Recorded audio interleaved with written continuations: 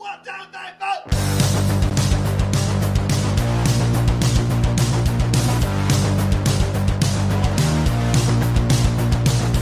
You heard the rest. Now here's the best. Stay Tuned Sports Podcast.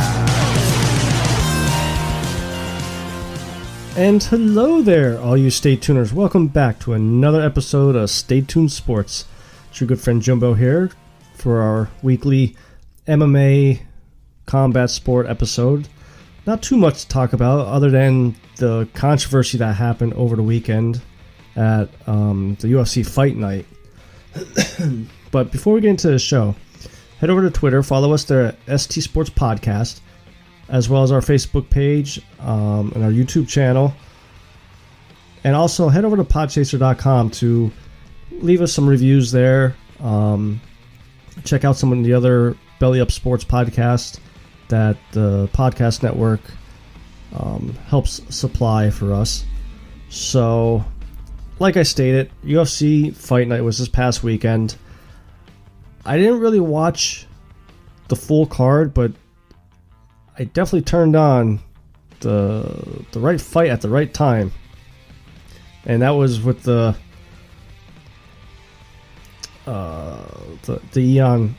Cutelaba versus Magomed fight. Very strange start to it first off. Ion basically just walked right over as Bruce Buffer was announcing the fighters and everything. Ion ended up walking straight over to the other corner and got a little physical with the other fighter. Granted, they got separated, but I mean, I've never seen that before. I'm surprised that the commission let the fight go on. I mean, Ion has done this almost every fight. He always walks over, makes a little gesture to, psych out his opponent or whatever you would want to call it. But I mean, it could have started off pretty bad. And the whole time, the ref just stood there. I read an article from Big John McCarthy commenting on the whole fight, from that incident all the way to the horrendous ending. Kevin McDonald, the ref, just stood there. And like Big John said, if you see a fighter walking over to the other opponent, you don't have to grab him or anything. You just walk with them until he gets past the halfway mark and say, okay, that's close enough, that's good enough, and send them back. These guys are showmen, so they want to get the fans hyped up to especially see something like that, but you cannot let two fighters get physical with each other before the fight even starts. So the fight starts, and about 39 seconds in, Ion gets clipped. I mean, it did connect, and then he starts wobbling around. And there was some incidents, I thought, that he looked like he was playing possum and kind of got his footing ready to throw a haymaker. And in real time, it looked like there were a couple shots that were connecting to the head. And before the fight got stopped, the first punch that that connected on Ion, Kevin McDonald ran right in. He almost stopped it right then and there. But he didn't. He backed off, and he looked like he wanted to jump in every time. And then finally, about 10 seconds into, Ion wobbling around or whatever, Kevin McDonald stopped the fight, gave the TKO win to Magomed. Just a bad stoppage. I think, when you look at it, because as soon as he stopped it, as soon as Kevin McDonald stopped it, Ion just started protesting. He was fine. He wasn't wobble-legged or anything like that. And I mean, the place erupted with boos. And even the commentators were making the statements about how it seemed like he was playing possum. Now I'm not sure if it was right after the fight or backstage when they had the interview with the fighters, and Ion said that was his game plan. He knows that his opponent is a very aggressive fighter and was hoping to sucker him in, thinking that he's hurt when he really wasn't. Because I'll tell you what, one of the haymakers that Ion threw, almost connected, and it could have ended the fight. But here's the thing, I saw someone posted on Twitter, and I thought maybe, someone photoshopped it or whatever, so I looked it up myself on UFC to see if there's any rules about, the rope-a-dope. And actually there is. The UFC rules state about timidity: avoiding contact with an opponent intentionally or consistently dropping the mouthpiece or faking an injury is against the rules. So the thing is, Ion did say come today, they are going to be filing the appeal process, or filing the appeal. Before I saw this rule, I thought he had a leg to stand on.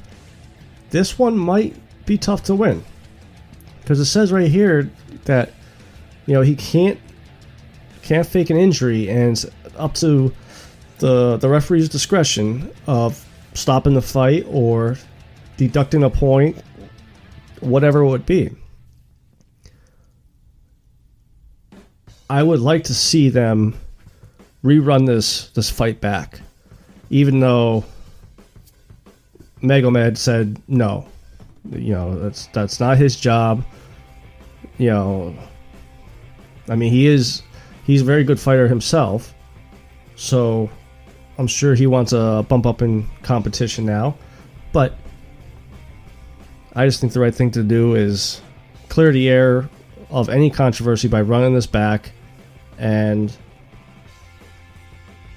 maybe let Ion know not to fake injuries or play the rope-a-dope, which, I was talking to one of my buddies at work. It's a shame that you kind of can't do that, because let's think about Ali and Frazier. Ali did a rope-a-dope. How would have boxing history been if the referee stepped in because he thought he was injured? Even another quote that Big John said about Kevin McDonald was, "You're in there to be an inspector, not a fan or anything like that.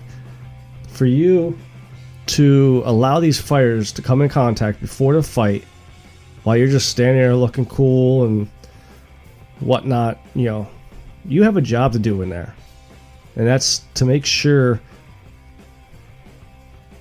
nothing gets out of hand. And then to have a stoppage like that, I mean, hey, according to the rule, not supposed to do it. It's up to the ref's discretion. I may not agree with it. Everybody else may not agree with it, but that's why they have rules. Then the other controversial fight actually started on Friday at the weigh-ins. The main event was Figueroa versus Benavidez for the 125-pound belt. And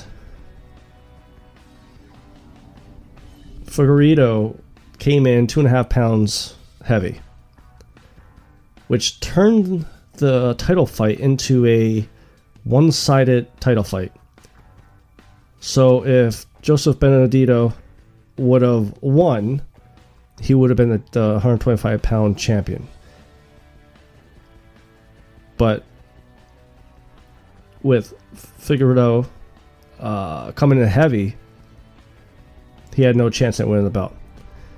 He ends up knocking out Benavidez, and now the belt is vacant. And it throws the whole 125-pound weight class division into chaos. Because before this fight, there was talks of UFC scrapping the division. But by Triple C giving up the belt, because he had the belt in the 125 division and I believe the 135, gave new life to the division until this happened. Now there's no champion. And, I mean, Triple C gave it up. Does it go back to him? You know, he's more focused on the 135 division compared to 125. It's just another incident where UFC just does not look good to me. Why not just completely scrap that fight, give Joey B his cut of the money, and the dude who came in heavy, give him his cut of his money. I mean, Joey B came in fine. He was, professional enough. Not only come in heavy on a fight, but come in heavy on a title fight. Now, how much of that extra 2.5 pounds actually did help him? I don't think so. I mean, I seen the highlights because after the Ion fight, I turned it off and went to do something else. But, I saw the highlights and the punches connected. I know there was some headbutts. It was just a weird night there for UFC. And it just seems lately, like this weekend, we're going to talk about it. This weekend's fights coming up. Yoel Romero, who's on a losing streak, or lost his last fight. Granted, it was a close fight, but he lost his last fight, and he gets a title shot. Jose Aldo loses his last fight, and he gets a title shot. So UFC does not care about rankings. Loves using the interim champion phrase. It's like Oprah, you get one, you get one, you get one. It's turning into a spectacle. And you got, promotions like Bellator and ONE. If they scrap the 125 division, those guys I hope go over to ONE Championship, because I think it would be very good for them and still be entertaining over there. But at some point, UFC's got to really get a handle on all these incidences. All these people, all these fighters missing cuts, getting suspended for illegal substance, PEDs, whatever you want to call it. Now, I know a few months ago they changed their policies as far as what is used, what can't, but how much you can when it comes to the USADA. So it was just, like I said, just a weird weekend for UFC. And I won't be surprised as far as the 125 division, the men's division, being done now. Just because of all the drama that happens. Maybe it's just not worth keeping that division around. So, like I said, we have UFC 248 this weekend. Doesn't look like that bad of a card. Got 2 championship fights. And kicking off the pay-per-view, we have Alex Oliveira versus Max Griffin in the welterweight division. Then Neil Magny versus Li Jingliang. I hope I didn't butcher his name by that way. If I did, I'm sorry. Then after that fight, we have Beneil Dariush versus Jakar Close in the lightweight division. This fight right here is one I'm going to be really interested in. It's Zhang Weili versus JJ. And it's for the women's strawweight championship. And then the main event is Israel Adesanya versus Yoel Romero. Kicking off the card with the Alex Oliveira versus Max Griffin. I'm going with Oliveira. His past couple of fights, thought he was really good in. I think he's gonna pull out a submission win here. Then between Neil Magny versus Jing Lang, this could be a good fight. I saw Jing Lang's last fight, and he was pretty good, and it was pretty entertaining. Neil Magny has some entertaining fights himself, but I think Neil Magny's going to pull off this fight. I'm not sure if he's going to be the favorite or not, but if he's the underdog, I won't be surprised if he pulls off the upset. Then, right before the co-main event, we have Beneil Dariush versus Drakkar Klose. I'm going to go with Dariush here. Then, co-main event, Zhang Weili versus JJ. Now, I probably would pick JJ to win this one, but I'm hoping she gets her face smashed in by Zhang, because when this coronavirus started and everything like that, JJ posted on Twitter a photoshopped UFC poster fight, 248 poster with her and Zhang on there, and JJ was wearing a gas mask, making fun of the virus being over in China. Then she took it down and said, "Oh, it was only a joke, this and that, blah, blah." There's people dying because of this virus. Like, I understand, again, you want to sell a fight or you want to get into your opponent's head. But at some point, you got to draw a line somewhere. Conor McGregor taking shots at Khabib about his religion, about how, even bringing his wife into it. Sell a fight. Don't make fun of people's religion. Don't make fun of people's family. That stuff should stay out of the fight game. At least those two areas of a fighter's life. So I'm really, really hoping Zhang comes in and finishes her within the first 30 seconds of the fight. And I think she could. JJ, to me, I think is at a point of her career where Ronda Rousey was in her career. I think everybody has finally caught up to JJ's talent, and the upper level talent could compete with JJ. Yes, there's still some women fighters out there that JJ could run over. I don't think she could beat Rose again. I think if they were to fight ever again, I think Rose pulls off the win. Because I think Rose is coming back in April. I forget who she's. Oh, she's fighting Andrade. But I think she's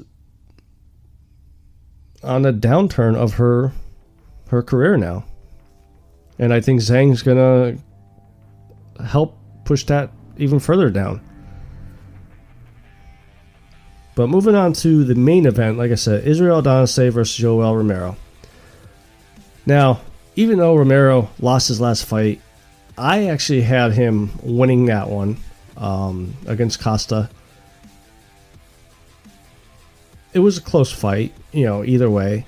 I'm not upset by him not winning it because it was that close. I thought it could go either way. But I'm curious to see if Adesanya takes him into the later rounds, how much gas tank does Romero have? Because he does gas out. Because he's always looking for those haymakers. I don't know if Adesanya is the next John Jones of the division. He has shown some signs of potential legend in the middleweight division. But I'm actually going to go with Romero here with the upset. Because again, with all the drama going on in the UFC, why not have a fighter that lost his last fight win the belt? Just cause more drama. But I do think if Adonis could get him to the later third round and on, the better chance it's his to win back and defend it. I think Romero has about 2 rounds to try to take Adonis out. Otherwise, I don't think it's going to go good for him. This does have potential to be a fight of the night candidate. I think this could be a war. But I'm going with Romero for the win. And like I said, guys, it wasn't that much news to talk about, so it's a little bit of a shorter episode this week. But we will be back Thursday, me, Shoulders, and hopefully Allentown, to talk NFL, NHL, all the other sports news that happen. So before I go, head over to Twitter, follow us there at ST Sports Podcast, as well as our Facebook and our YouTube channel, and head over to podchaser.com, look us up there, like us there, leave us reviews. It's a good way for us to connect with you guys of what you guys would want to hear on the show. And then we still have the Deontay Wilder t-shirt available over on Teespring. Just look up our store there, or if when you go on our Twitter, I have the store pinned right to our Twitter page. So till next time, this is your good friend Jimbo, signing out.